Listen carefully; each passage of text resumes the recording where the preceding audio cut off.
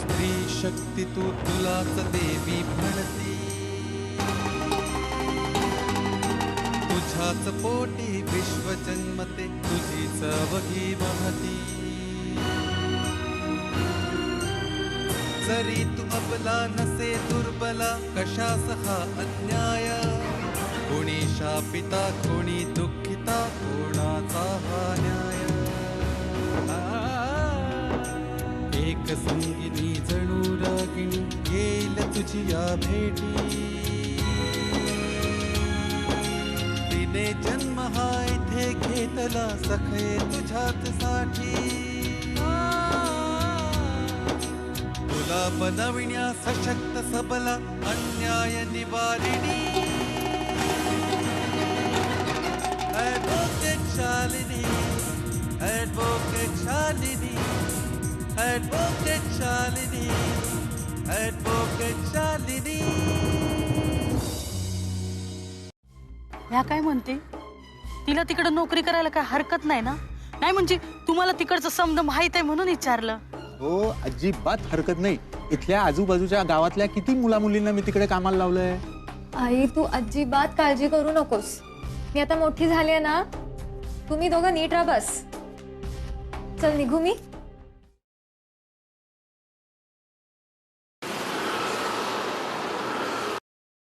बस बस। कशी आहेस तू? ठीक आहे। जानकी कितवी पर्यंत शिकलीस ग? 10वी। गावातच शिकलीस? नाही, आमच्या गावाला 7वी पर्यंतच शाळा आहे, बाजूच्या गावाला 10वी पर्यंत आहे। अच्छा बरं जानकी,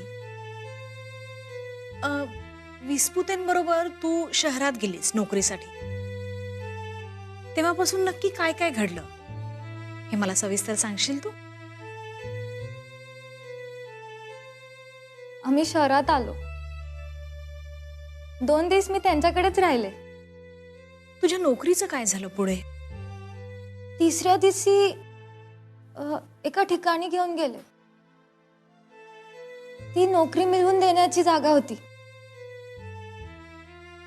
तिथे 2 चांगल्या लोकांची ओळख करून दिली आणि सांगितलं की ह्यांच्या पाठी लाग, म्हणजे 8 दिवसात काम होईल बघ। मग झालं का तुझं काम? नाही, आणि मी माझ्या मैत्रिणीकडे राहायला गेले, पण मी रोज चक्कर टाकायचे, 1-2 कामं आली होती, पण हे काम बरं नाही असं सांगितलं त्यांनी। बरं, मग पुढे काय झालं? पण एक दिवस त्यांच्यापैकी दिनकर नावाच्या माणसाने फोन केला आणि म्हणाले की लवकर फाईल घेऊन ये। कुठे बोलवलं? ऑफिसमध्येच। मी गेले तेव्हा ते म्हणाले एक चांगली नोकरी आली आहे, पण साईट वरती जावं लागेल, ते 20 किलोमीटर दूर होतं, आणि म्हणाले की खाण्याची पिण्याची राहण्याची सगळी सोय होईल, पगार भी छान आहे, तर आवड असेल तर सांग। मला पण शहरातून लई दिवस झाले होते, नोकरीची पण गरज होती,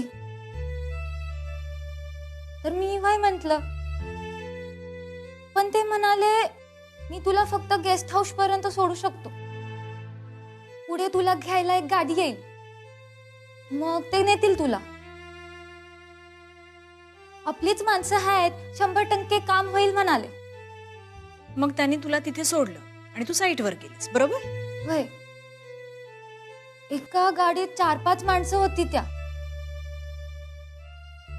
काहीतरी साईट वरती काम असावं त्यांना,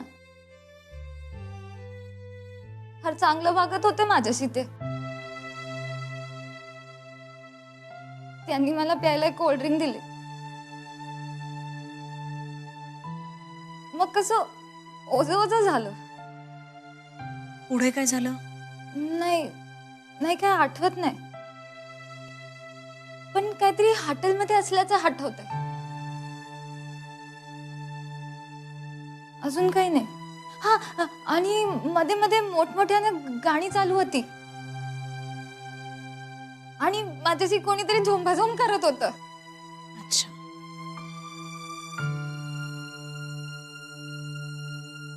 जानकी, तू जेव्हा शुद्धीवर आलीस तेव्हा कुठे होतीस? वेश्यालयात. व्हॉट? हो. बरं, मग पुढे? हे बघ जानकी, तू रडू नकोस, शांत हो. बघू, शांतपणे मला सांग, तू तिथून बाहेर कशी पडलीस?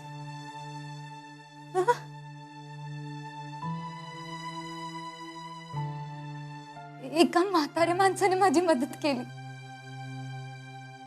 त्याने मला प्लॅन सांगितला. तो म्हणाले, दुसऱ्या दिवशी सगळे मुली देवळात जाणार आहेत दर्शनाला, तू बी ये. मग देवळापासून ते शहराच्या चेक नाक्यापर्यंत सोडण्याची जबाबदारी माझी. पुढे तू स्वतंत्र आहेस, पाहिजे तिथे जा, असं बोलला तो. आणि तू तसंच केलंस? वय. मग मध्यरात्री कुठल्या ट्रक ड्रायव्हरने मला गावी सोडलं. फार वाईट घडलं तुझ्यासोबत. तुझं नशीब चांगलं होतं म्हणून तो कोणी म्हातारा होता तो तुला भेटला. नाहीतर काय, सगळं आयुष्य त्या नरकातच गेलं असतं. नाही, पण मला एक सांग जानकी, तुला या नरकात ढकलणारं नक्की कोण? म्हणजे तुला शहरात नेणारा तो विस्पुते, की तुला नोकरीचा आमिष दाखवणारा तो दिनकर, की तुला ते रेस्ट हाऊस पर्यंत नेणारे ते कोण 3-4 जण गाडीत होते ते? काय माहित नाही. वय, असं बघितलं तर ते सगळे एकमेकांशी जोडलेले आहेत, आणि तसं बघितलं तर त्यांचा काहीच संबंध नाही. ओके, मी माझ्या पद्धतीने या सगळ्या प्रकरणाचा छडा लावते. जानकी, तुला न्याय नक्कीच मिळेल, मी प्रॉमिस कर. काळजी करू नकोस. ॲडव्होकेट शालिनी. ठीक आहे, पाणी.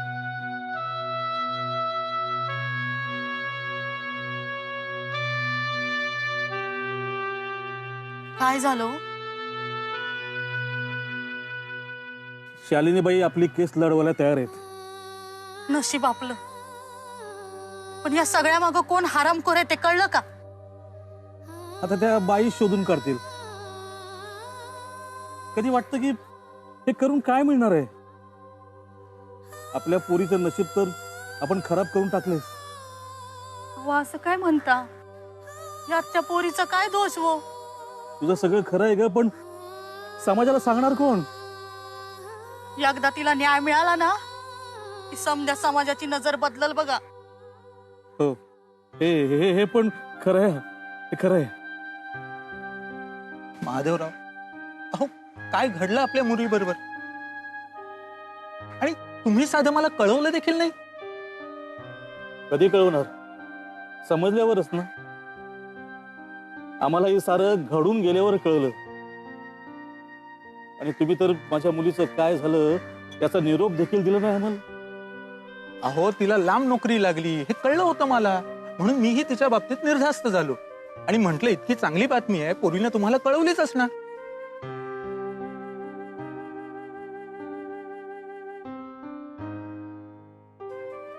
फार वाईट झालं. तुम्ही म्हणे कोर्टात जाता असं कळलं. हो. अहो काय होईल त्याने?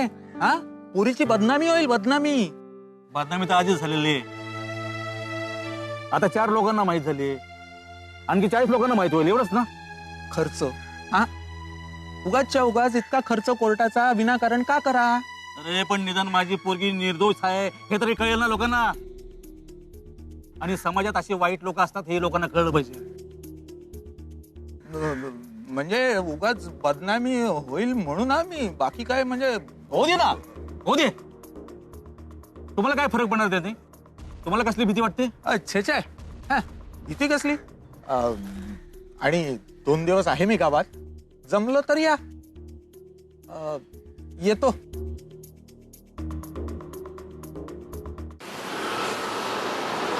थेट गावाहूनच आलात का? दीप्तीने काही पाणी वगैरे दिलं, चहा वगैरे? कशी आहेस जानकी? ठीक आहे. भीती वगैरे वाटत नाही ना आता? नाही. गुड. एक लक्षात ठेव जानकी, हे जे काही घडलं यात तुझा दोष आहे का? नाही ना? मग कुणालाही घाबरण्याची गरज नाही.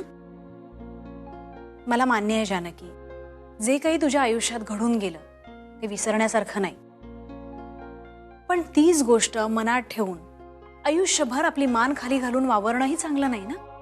वय वय. हे बघ जानकी, या केसचा काय निकाल लागायचा तो लागेल, पण मला असं वाटतं की तू तुझं जगणं पूर्वीसारखं सुरू कर, म्हणजे लोकांच्या तुझ्याकडे बघण्याच्या नजरा आपोआप बदलतील. कळलं? खरं सांगू मॅडम, मी मनाशी असंच ठरवलंय. मग माझ्या सगळ्या शुभेच्छा तुझ्या पाठीशी आहेत. All the best.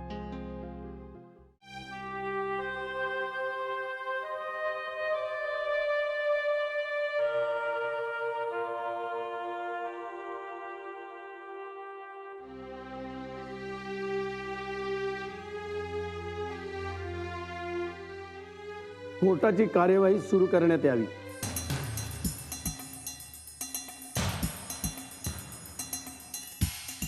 मिलॉर्ड, आज आपल्या समोर जी केस आली ती ऐकून सर्वसामान्य माणसाच्या मनाला अगदी हळहळ वाटेल.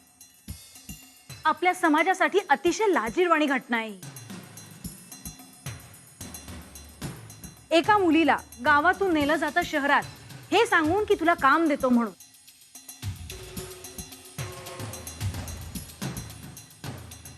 त्यानंतर ती मुलगी एके रात्री पळून येते. ती का पळून आली याचं कारण जेव्हा विचारलं जातं तेव्हा ती सांगते की ती वेश्यालयातून पळून आली आहे. मिलॉर्ड, हे कृत्य कोणी केलं हे माहित नाही, पण ज्यांनी कोणी केलं असेल त्याला कठोर मधली कठोर शिक्षा द्यावी हीच माझी कोर्टाकडे विनंती आहे.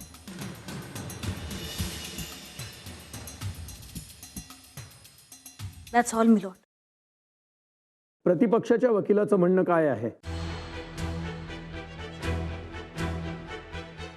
सर, यांच्या आशिलाबरोबर जे घडलं ते खरंच निंदनीय आहे.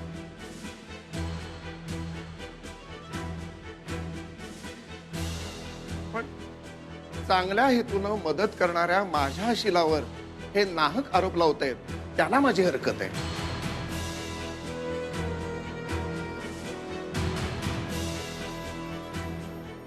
ॲडव्होकेट शालिनी, आपण केलेले सर्व आरोप आपण सिद्ध करू शकता? मिलॉर्ड, हे सगळं प्रकरण कसं घडलं आणि केव्हा घडलं हे सगळं नीट विचारण्यासाठी मी माझी अशील जानकी हिला इथे बोलवण्याची परवानगी मागते. संमती आहे.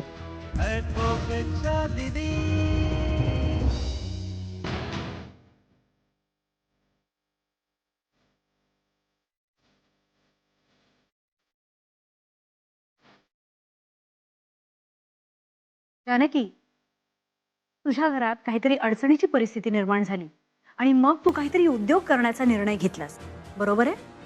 वय. माझ्या बांची नोकरी बंद पडली आणि त्यानं कुणी बी गावात कामच देईना. मग तुम्ही काय केलं? मग मी गावात प्रयत्न केलं तेव्हा माझी ओळख विस्पुत यांची झाली. ते मला शहरात नोकरी देऊ शकतात असं कळलं.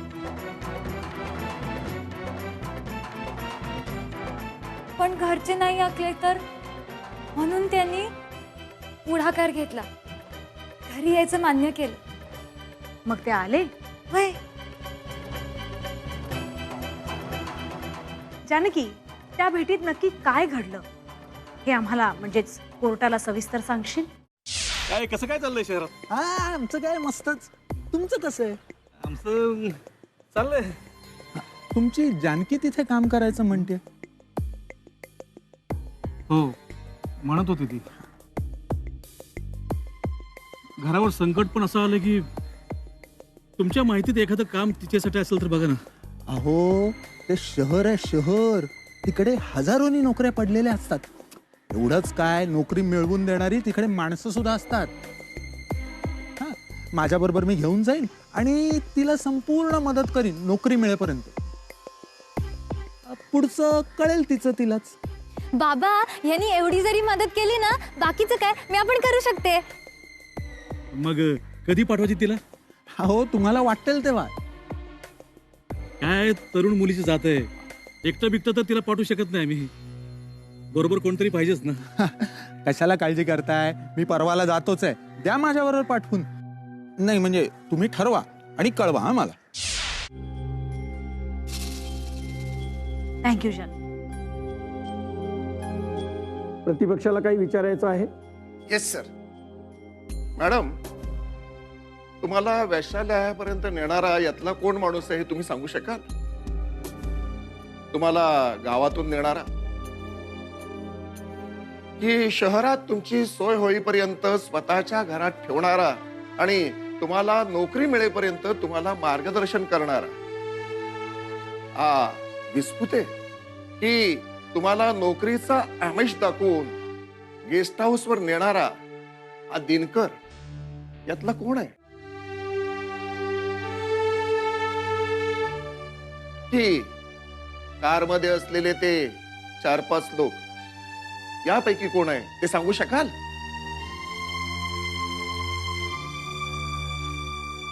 थँक्स मॅडम, आपण जाऊ शकता. सर, आता माझे अशील विस्पुते यांच्यावरील आरोप पुसून काढण्यासाठी मी त्यांना इथे बोलवण्याची परवानगी मागतो. परवानगी आहे.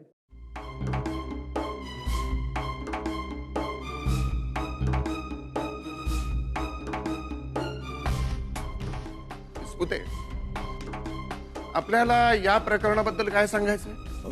हे बघा, जानकी माझ्याच गावाची आहे आणि मी तिला मदत व्हावी एवढीच माझी प्रांजळ इच्छा होती. तिला पटकन नोकरी लागावी. अहो, अशी मी माझ्या गावातल्या बऱ्याच लोकांना नोकरी लावलेली आहे. माझ्याकडून जे काही शक्य होतं तेवढी मी तिला मदत केली. पण पुढे काय घडलं हे मला खरंच माहिती नाही.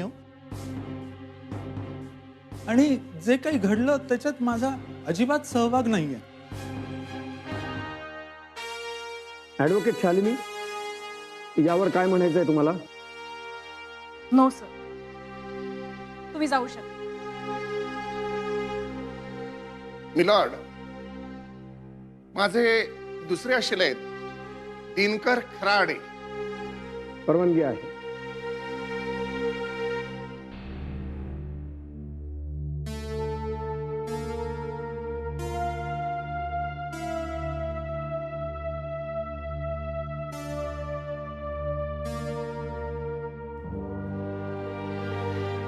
दिनकर, आपल्याला याबद्दल काय म्हणायचं? अहो, खरं म्हणजे विस्पुतेंप्रमाणे मी तिला नोकरी देण्याचाच प्रयत्न केला होता हो. म्हणून मी तिला तिकडे जायला सांगितलं. म्हटलं तिथे गाडी येणार आहे, गाडीतनं तिला जायची पण सोय होईल. आता मला काय माहित की पुढे असं काही होईल म्हणून. मला खरंच माहित नव्हतं साहेब. ऍडव्होकेट शालिनी, यावर काय म्हणायचंय तुम्हाला? मिलॉर्ड, दिनकर यांच्या माहितीसाठी सांगते, ज्या गाडीतून जानकी साईटवर जाण्यासाठी निघाली होती त्यातल्या 4ही माणसांना पोलिसांनी पकडलंय आणि त्यातल्या एका माणसाने कबुली जबाबही दिलाय. आणि त्या माणसाच्या साक्षीप्रमाणे त्यांनी सांगितलंय की ज्या हॉटेलमध्ये हा अश्लील प्रकार घडला त्यामध्ये त्या हॉटेलचा मॅनेजरही सहभागी आहे. आणि हे जे डील करून दिलं त्या माणसाचं नावही त्यांनी सांगितलेलं आहे. मी मी मी नाही होतो, मी खरंच सांगतो मी नाहीये तो. दिनकर, विस्पुतना हे असं म्हणायची गरजच पडली नाही. कारण तो प्रकार विस्पुतेने केलाच नाही. तो प्रकार केलाय तो दिनकर यांनी.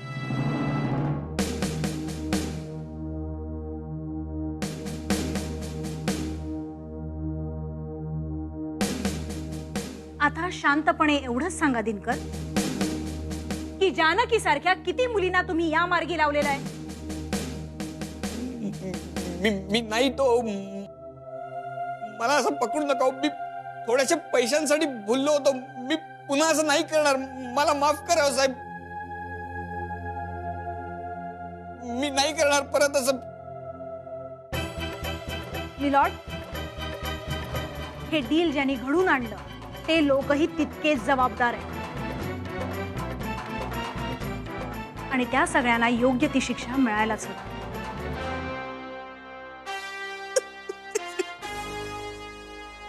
हीच माझी आपल्याकडे विनंती आहे मिलॉर्ड.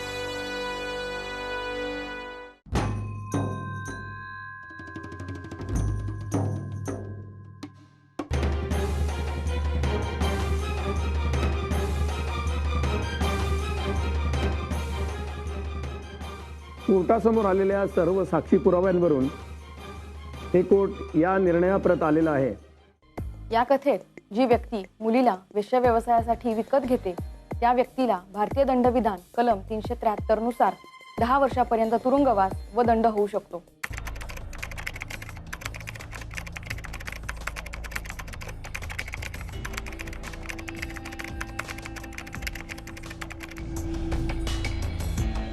तू काढलास?